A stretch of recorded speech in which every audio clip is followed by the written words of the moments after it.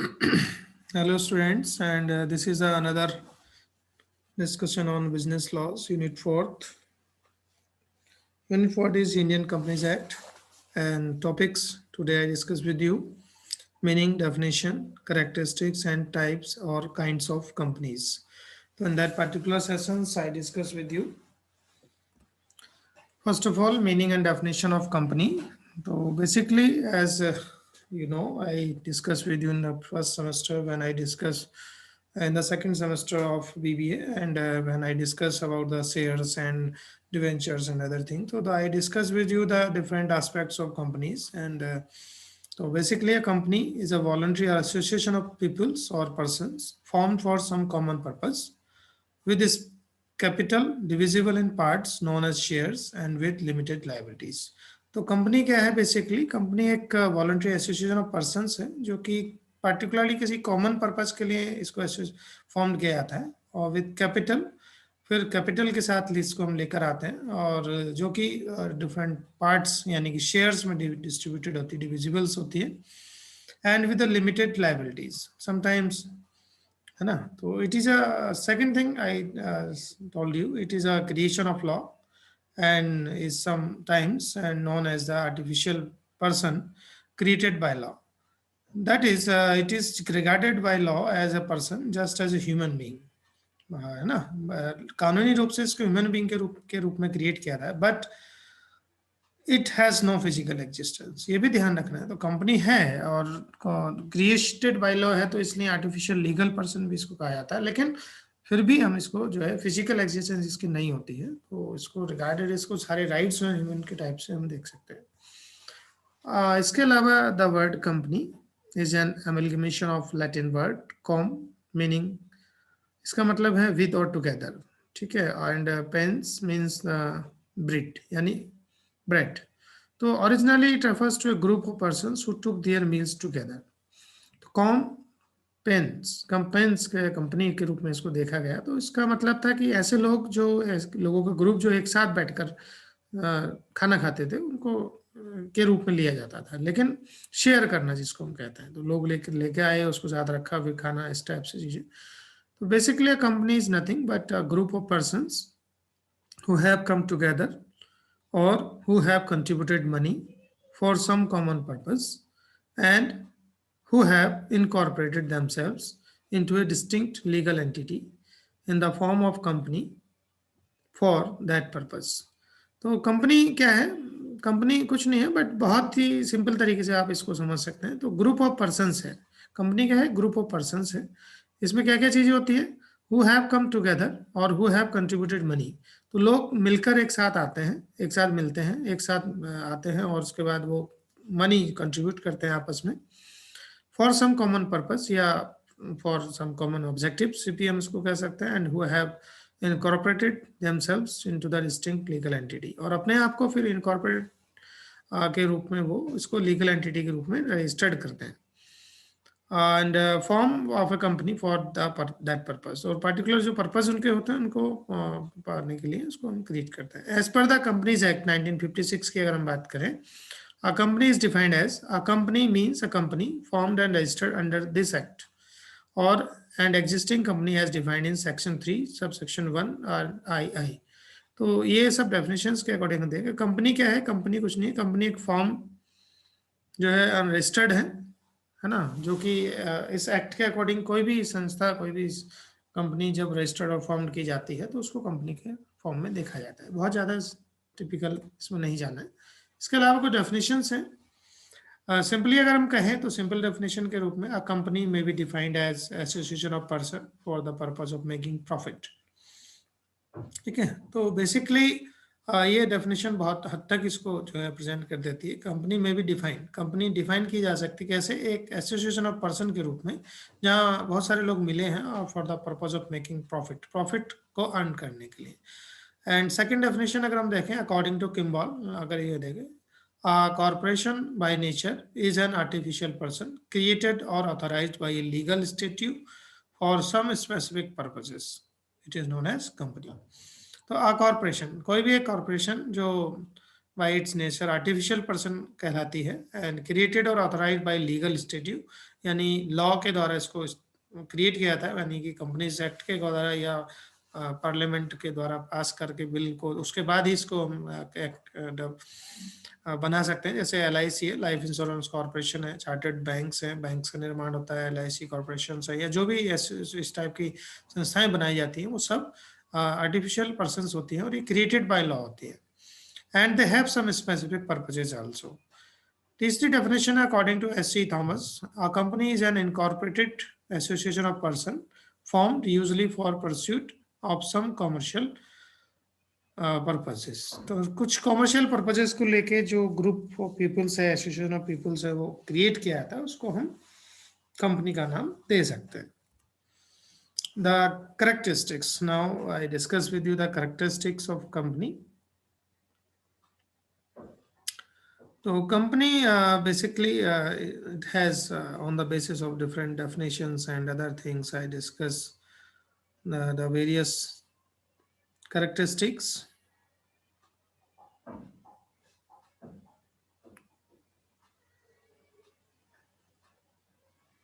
The first one is separate legal entity। Separate legal entity means on the incorporation under the law, a company become a separate legal entity as compared to its member। Company जो है अपने member से different होती है, जैसे कि हमने accounts में भी आपको डिस्कस किया था कि accounting and business have their separate separation from the businessman and businessman have separated. तो इस तरीके से हम कह सकते हैं। तो कंपनी में भी यही हुई चीजें होती हैं। Company is different and distinct from its members in law. कानूनी रूप से दोनों अलग अलग चीजें हैं। कंपनी अपने आप में एग्जिस्टेंस रखती है, कंपनी अपने आप में उसकी आइडेंटिटी होती है, कंपनी की कॉमन सील होती है, ऐसी कई सारी चीजें हैं। इसीलिए इसको सेपरेट लीगल एंटिटी, यानी कि कंपनी अपने नाम से ही चलती है और अपने नाम से यूज करके वो कहीं पर भी कोई केस है या कोई problems हैं, तो it has its own name and its own seal and its own assets and liabilities, or the separate and distinct from those of its members also, and it is capable of owning property, incurring debt, borrowing money, having a bank account, employing peoples, entering into contract and suing and being sued separately। तो company इस type से चीजें को जो है कर सकती है। तो अपने आप से, अपने नाम से जो है कंपनी, उसकी अपनी पहचान होती है, उसकी अपनी सील होती है, उसके अपने पास जो है उसकी एसेट्स और लाइबिलिटीज होती हैं। तो इस तरह से सब चीजें इसमें हम देखते हैं। सेकंड है लिमिटेड लाइबिलिटीज। तो the liabilities of the members of the company is limited to be contributed to their assets of the company up to the face value of shares held by him। Limited liabilities होती हैं ज़्यादातर companies में कि जो members हैं जितना पैसा वो लगाते हैं कंपनी में उस तक उसकी लिमिटेड लाइबिलिटीज होती है, या जो फेस वैल्यू है शेयर की जो भी उसने के पास होते हैं उतने तक उसकी वैल्यू होती है। मेंबर इज लायबल टू पे only the uncalled money due on shares held by him and when called upon to pay and nothing more, even if the liabilities of the company far exceeds its assets। On the other hand, partners of partnership firm have unlimited liabilities, and if assets of the firm are not adequate to pay the liabilities of the firm, then the creditors can force partners to make good the deficit from their personal assets, and this cannot be done in case of company once the member have paid all their dues towards the shares held by them in the company। तो ये ध्यान देना है कि जो भी liabilities हैं वो लिमिटेड है, वो पार्टनरशिप में अनलिमिटेड भी हो जाती हैं। थर्ड वन है परपेचुअल सक्सेशन। परपेचुअल सक्सेशन क्या कहलाता है? Basically a company does not die और cease to exist unless it is specifically bound up or task for which it was formed has been completed। Company जो है कभी मरती नहीं है या सीज नहीं कर सकते जब तक उसके स्पेसिफिक जो बाउंडेड नहीं किया जाता है या स्पेसिफिकली उसको बंद नहीं किया जाता है, तब तक उसको उसको डाइट नहीं कह सकते। इसलिए एक परपेचुअल सक्सेशन है, यानी कि कंटिन्यूस चलने वाली प्रक्रिया जो है कंपनी होती है। मेंबरशिप ऑफ कंपनी में keep on changing from time to time. Members बदल सकते हैं, लोग आते जाते रहते हैं, but does not affect the life of the company. Then death और इंसॉल्वेंसी और member does not affect the existence of the company. किसी भी मेंबर की डेथ या एग्जिस्टेंस जो है कंपनी की एग्जिस्टेंस पे कोई इफेक्ट नहीं करती है। Fourth one is separate property. A company is a distinct legal entity. That's why the company's property is its own properties. Company जो है सेपरेट प्रॉपर्टीज रखती है क्योंकि कंपनी अपने आप में सेपरेट लीगल एंटिटी होती है। तो जितनी भी कंपनीज होती हैं उनके अपनी जो प्रॉपर्टीज है, असेट्स एंड लायबिलिटीज है, वो सब उसको नाम से होती हैं। Member cannot claim to be owner of the company properties during the existence of the company.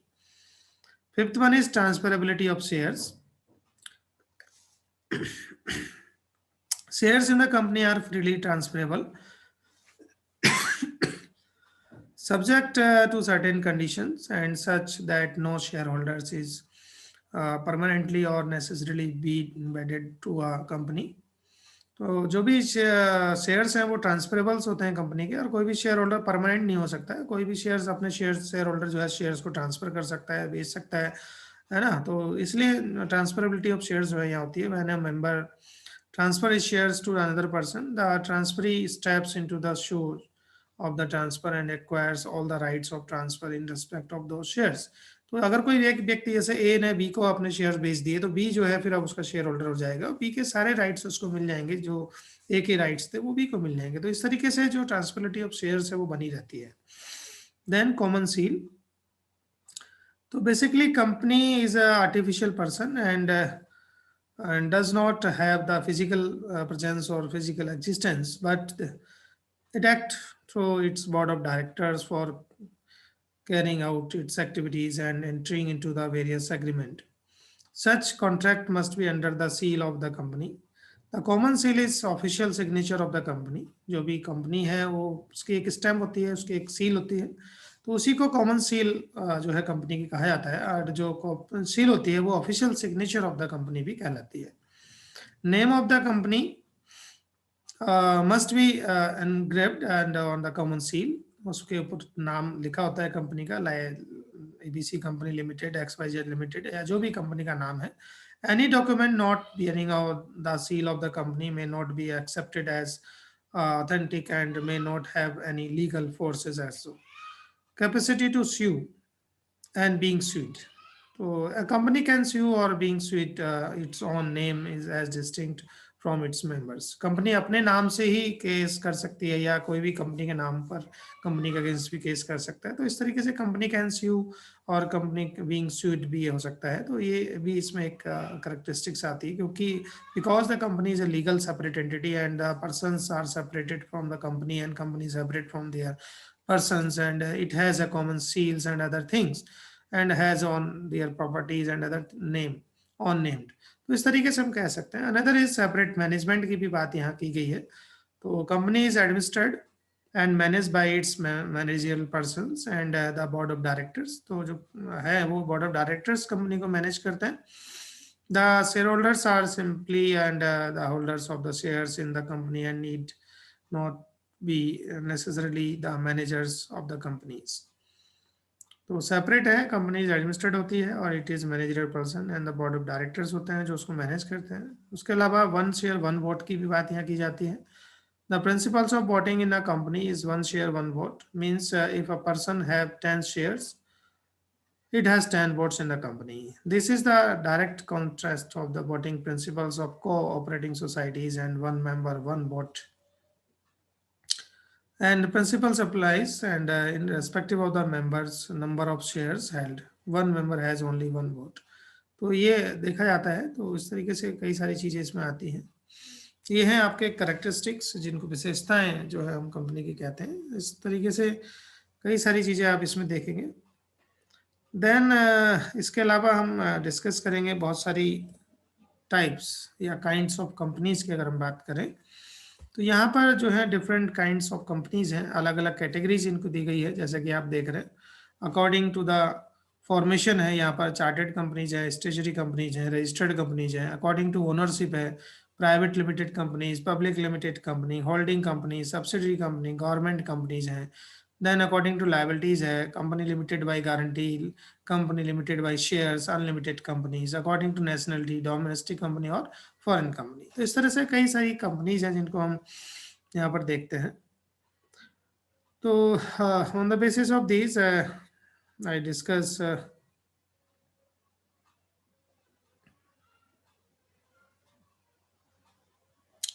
तो जैसा कि हम देखते हैं इसमें बहुत सारी कंपनीज हैं जिनको इसमें रखा जाता है। जैसे कि फर्स्ट हम देखें, इसमें चार्टेड कंपनीज की बात हो रही है। तो चार्टेड कंपनीज क्या होती हैं?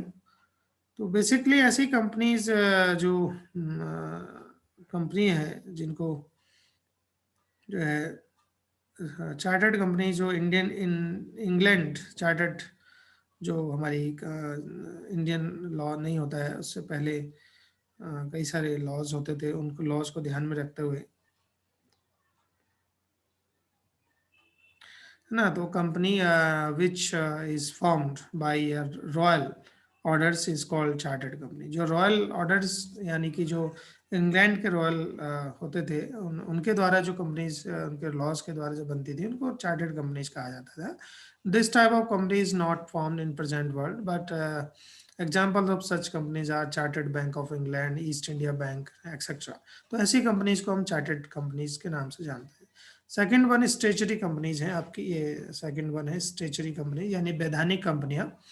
अ company formed by order of president, governor of general और prime minister is called statutory company. National bank of Pakistan, state bank of Pakistan is the example of RBI, है ना। जैसे रिजर्व बैंक ऑफ इंडिया है हमारी, तो वो कॉन्स्टिट्यूट है chartered statutory वैधानिक कंपनी है जो कि पार्लियामेंट के द्वारा बनाई जाती है। Registered companies, company formed and registered under the companies ordinance in 1984 is called registered companies। ऐसी कंपनीज को इसमें रखा जाता है।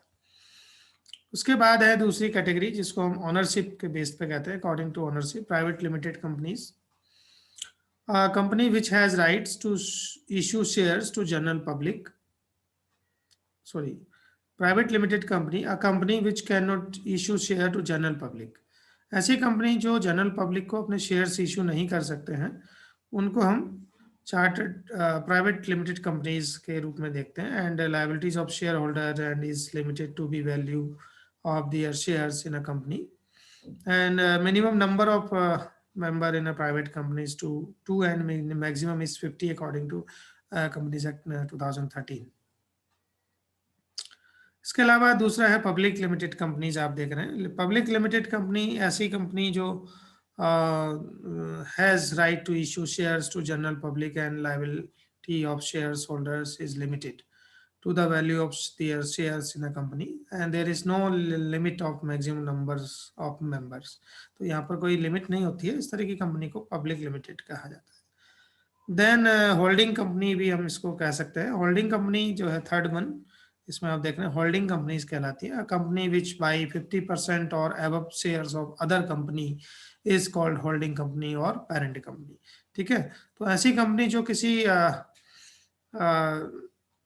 जो 50% या एबव शेयर्स जो है अदर कंपनी के खरीद लेती है उस कंपनी को हम होल्डिंग कंपनी कहते हैं। ठीक है, जिसको पेरेंट कंपनी भी कहा जाता है। उसके बाद है subsidiary company, a company whose 50% shares are held by another company is called subsidiary company. यानी कि जिसका हम जो है शेयर्स जो खरीदी जाती है, जैसे होल्डिंग कंपनी पेरेंट कंपनी का लाएगी। जैसे ए कंपनी होल्डिंग कंपनी होगी, उसने बी कंपनी को 50% से ज़्यादा खरीद लिया तो उसकी, और बी कंपनी जो सब्सिडी कंपनी होगी क्योंकि उसके उतने शेयर्स उसको चले गए। Then government company, company which sells 50% shares to the government is called government company. ठीक है, तो जो कंपनी 50% शेयर जो है गवर्नमेंट को बेच देती है लगभग, तो उसको हम गवर्नमेंट कंपनी के रूप में देखते हैं। देन अकॉर्डिंग टू लायबिलिटीज अगर हम बात करें तो कंपनी लिमिटेड बाय गारंटी है यहाँ पर। A company whose member gives the guarantee to pay a specific amount on binding up of the company is called company limited by guarantee, है ना। तो ऐसी कंपनी जो ऐसे मेंबर्स, कंपनी के मेंबर्स जिनकी गारंटी टू पे specific amount of binding up is called, तो एक गारंटी दी जाती है इन मेंबर्स के द्वारा कि हम बाइंडिंग अप के टाइम पे इतना अमाउंट स्पेसिफिकली देंगे, और इसको इस तरह की जो कंपनी है उनको गारंटी ये लिमिटेड बाय गारंटी कहलाती है। यानी कि जो मेंबर्स हैं उनकी गारंटी के आधार पर ये कंपनी डेवलप होती है। कंपनी लिमिटेड बाय शेयर्स होती है दूसरी कैटेगरीज में। A company in which liability of shares holder is limited to the value of their share in company is called company limited by shares. तो जो भी companies है जो शेयर्स के होल्डर्स के द्वारा उनकी शेयर्स वैल्यू से लिमिटेड होती हैं उनको कंपनी लिमिटेड बाय शेयर्स कहा जाता है. Company limited by shares has two types, public limited और प्राइवेट लिमिटेड कंपनीज भी कहलाती है. देन